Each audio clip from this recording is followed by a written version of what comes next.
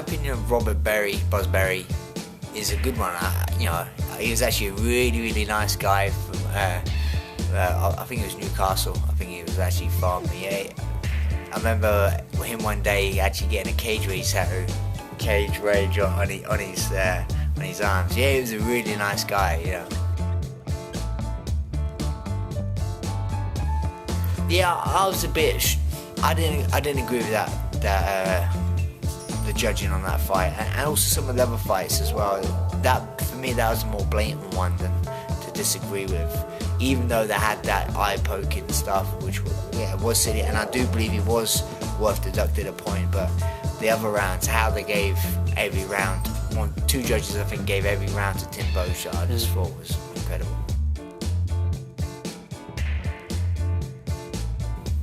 Depends how you look at it. It could be food for one, obviously, discipline in your diet, but for me, it was also missing your family. I sacrifice. I'll go to America when I train, so I'm away from my wife for 8 weeks at a time, and that can be quite difficult.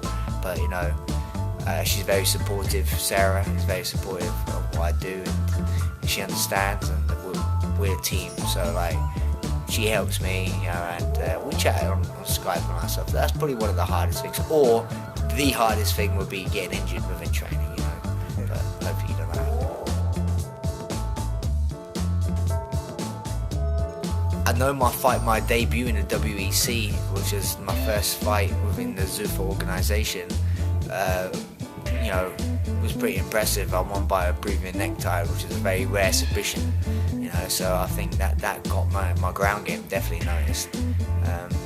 But stand-up wise, one of my better stand-up fights I think back in the olden days was maybe back in Cage Rage against Antanas Jasbutis.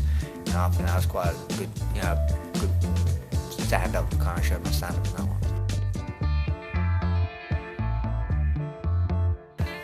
Okay, Robert Ryford, he's actually fighting this weekend. He's actually a good friend of mine, and 100% I can swim further underwater than Sir Kai. It's always this challenge, he puts down. Me and Sir one.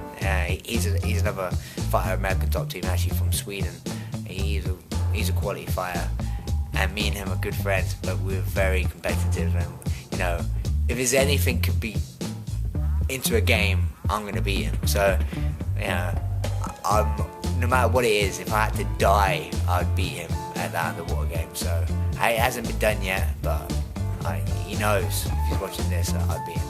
So what other challenges have you done? Are there various things that you've done already? Oh, just everything. He's the same weight class as me, so bantamweight. So we compete against each other quite a lot, And he's young. He's getting strong now, and whoa, see, he's improving a lot, and but we just compete in everything. Computer games like StarCraft, I beat him on that as well, and stuff like that. But we're very competitive.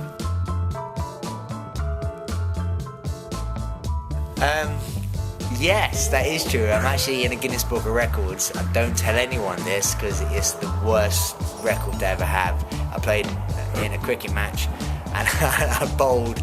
A whole team batted and were out for 3 runs, which was terrible. And then I was opening bowler and I bowled, and I was pretty in a bad mood because my team were crap. I was in a bad mood, so I just bowled the ball as fast as I could. I just went zooming down. The wicketkeeper missed it and it went for 4 byes. So they won the game without even hitting the ball, which is the first time it's ever happened. So that's in a Guinness Book of Records. Of course, obviously trying to be number 1 in the world is always going to be my goal until I stop. So there's loads of different challenges ahead for me, there's a few I can't really talk about at the moment, which we'll address one bit. I was interested in a lot of those fights, as in I thought me and Mizugaki would have been a good fight stylistically. Me and Perez, I thought me and him would have been a good fight stylistically as well. But I think them two are fighting each other, Perez and Mizugaki. I think they're fighting each other, so that's not going to happen. TJ Dillashaw is a tough fight. He fought Rafael Sassoon. I actually it was close. I actually thought he won the fight, to be honest. Both of them guys are really tough, you know. So yeah, I'm not one to always. I'm not. If anyone knows me, I'm not one to call people out. 100%. That's. I want to be on that card. I could have fought before if I wanted to, but when I spoke to them and I knew this card was going to happen in the O2, I said to them, okay, I'll fight earlier as long as you guarantee me to fight on that card as well. And they said they couldn't guarantee that, so I said, okay, fine, I'll just wait. So I'm just waiting now to 100%. That's the card I want to be on. I'm a London boy. I fought in the UFC twice in England, in Birmingham and in Nottingham, both more up north, where I'm from London. I want to fight in the O2, you know, and so that's my next fight, O2 in London.